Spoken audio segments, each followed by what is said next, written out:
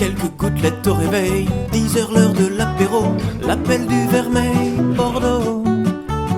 Pour savourer le sommeil, une petite liqueur d'abricot, je suis le petit soleil rougeau. Réveillez-moi, je suis seul au monde et j'ai froid. Sortez-moi de là, secouez-moi. Quelques boulettes au réveil, 11 heures l'heure du petit bédo, l'appel de mon Marocco. Pour retrouver le sommeil, de feuilles qui me font planer au pays des merveilles, chaos. Réveillez-moi, je suis seul au monde et j'ai froid.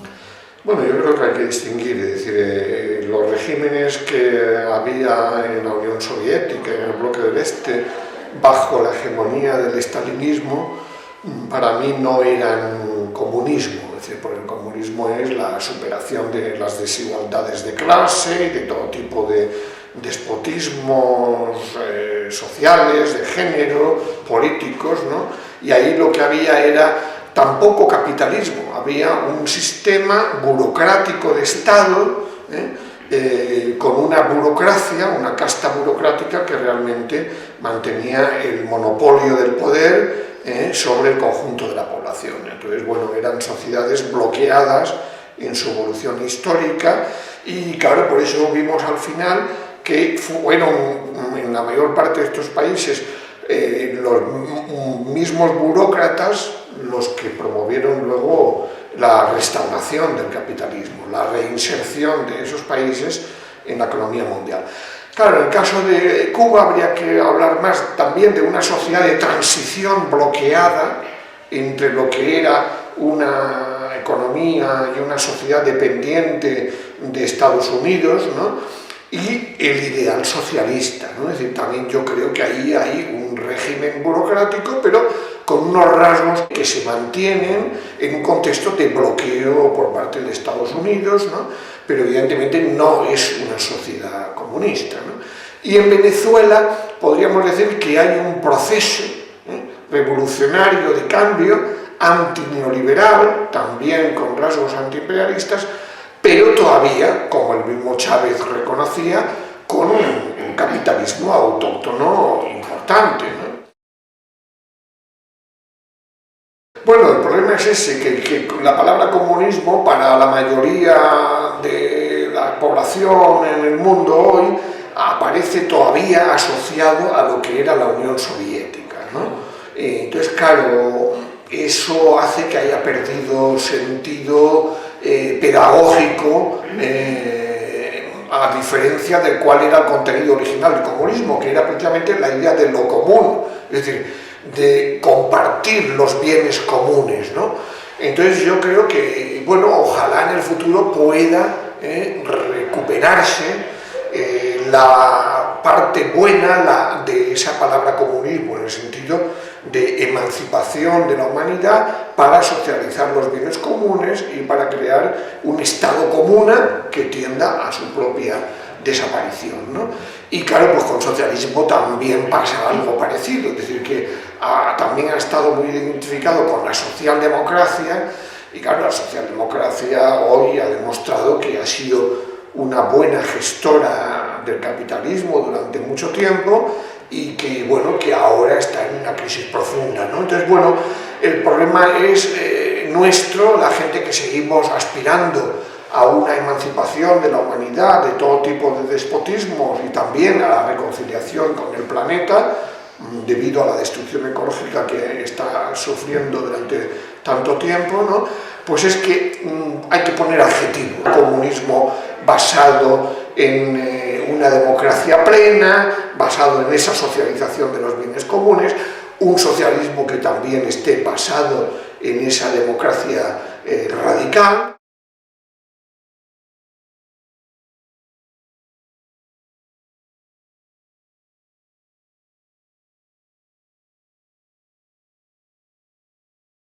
En realidad, aunque he estado en distintas organizaciones, hay un hilo de continuidad. El hilo de continuidad ha sido, yo de joven digamos, me identifiqué fundamentalmente con un marxismo crítico, un marxismo abierto, un marxismo anti-estalinista, y en ese sentido, pues evidentemente lo que significaba el trotskismo era ese rechazo al estalinismo, pero evidentemente luego he tratado de ir madurando mis ideas, enriqueciendo esa crítica al estalinismo, esa reivindicación del marxismo, con el aprendizaje, por supuesto, pues de lo que ha venido del ecologismo, del feminismo, de los movimientos de liberación nacional antiimperialistas en América Latina y en otras partes del mundo, ¿no? Y bueno, por lo tanto, también, claro, las palabras han ido cambiando, ¿no? Y en ese sentido, bueno, pues claro, por ejemplo, izquierda alternativa, bueno, pues ha sido una autodefinición que, sobre todo después de la caída de la Unión Soviética, ayudaba a tratar de hacer ver a la gente que queríamos construir otra izquierda, ¿no? Con otra política y otra forma de hacer política distinta de lo que han significado las dos grandes corrientes históricas, la socialdemócrata y la comunista de origen estalinista.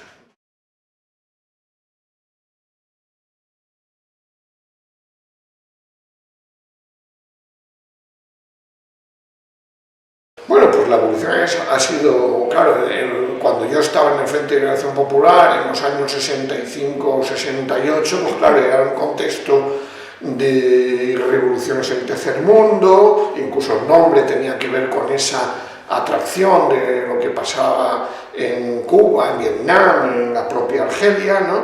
Luego hay el 68, la irrupción de las protestas del 68 con una nueva generación de la que me siento formar parte, ¿no? Y luego, bueno, pues es eso, es tratar de ir manteniendo ese horizonte comunista como ideal, pero enriqueciéndolo con argumentos, ¿no? Es decir, con razones, es decir, combinar la pasión por el ideal emancipatorio con razones para fundamentar con cada vez mayor fuerza la crítica al capitalismo como un sistema estructuralmente injusto.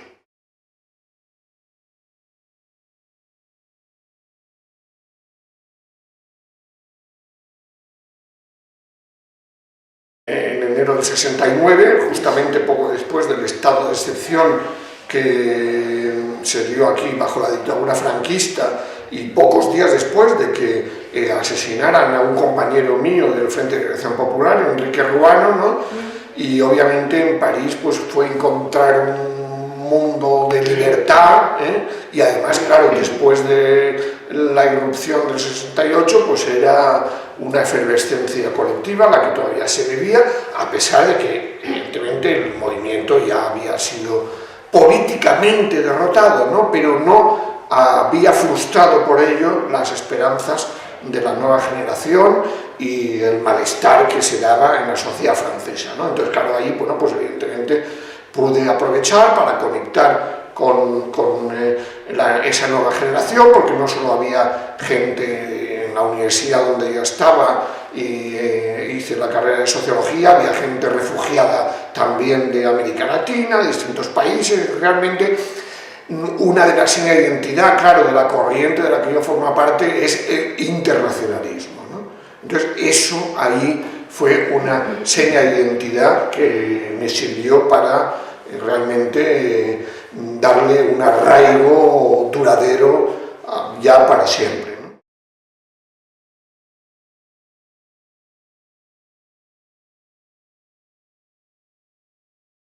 La sociedad comunista tiene que ser, por lo menos, tiene que plantearse a escala, por supuesto, internacional, ¿no?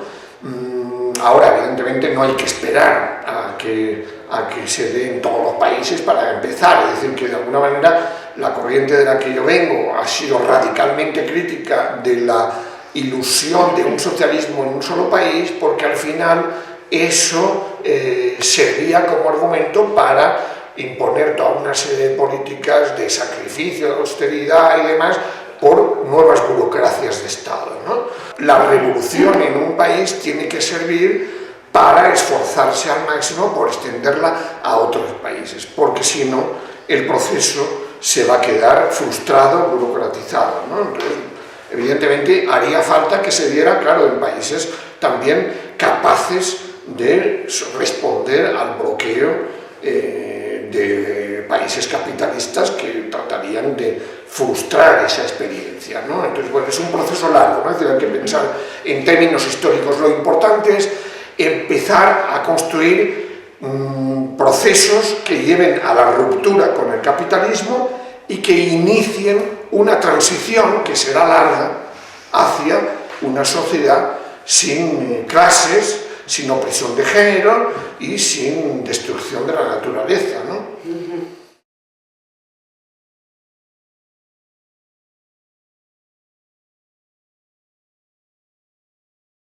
Bueno, en este libro lo que he tratado es de aportar, en la medida de mis conocimientos, una mirada marxista crítica y autocrítica, porque así, la cuestión nacional ha sido una anomalía incómoda para el marxismo, ¿no? Tratar de comprender por qué después de tantos años y de tanta historia los nacionalismos están aquí todavía, ¿no? Y bueno, de lo que se trata es de reconocer, comprender, ¿no?, cómo en la mayor parte del mundo pues hay gente que se identifica con una nación determinada, ¿no? Y desde mi punto de vista lo importante es dejar claro cómo a lo largo de esta historia y todavía hoy hay grandes desigualdades entre unas identidades nacionales y otras. Hay identidades nacionales y nacionalismos que tienen un Estado detrás, ¿no? Y por tanto están cómodos, tienen su lengua, tienen su ejército, tienen su forma de dominación, diríamos, sobre otras identidades nacionales, ¿no? Entonces, me parece importante distinguir entre naciones opresoras y naciones oprimidas, entre nacionalismos sin Estado y nacionalismos con Estado, y por lo tanto, cuando un Estado-nación determinado no ofrece garantías de reconocimiento en condiciones de igualdad de otras identidades nacionales, bueno, pues no hay más remedio que buscar soluciones democráticas a esos conflictos entre identidades nacionales. Y la tesis final de mi libro es obviamente que cuando hay ese conflicto, pues hay que defender el derecho a la autodeterminación, ¿no?, incluida la independencia.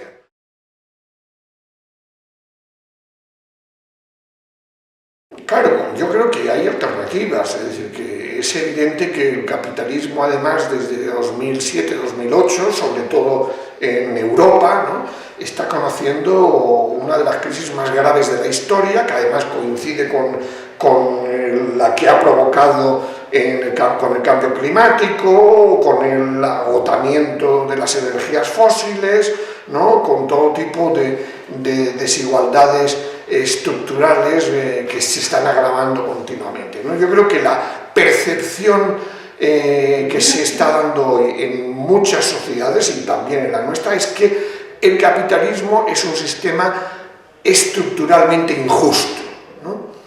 El problema es demostrar a la gente que es posible otro sistema. Entonces, claro, no es cuestión de 4 días, pero sí yo creo que la tarea que nos proponemos desde los movimientos sociales, desde la izquierda alternativa anticapitalista, es demostrar que sí es posible otro mundo diferente, ¿no?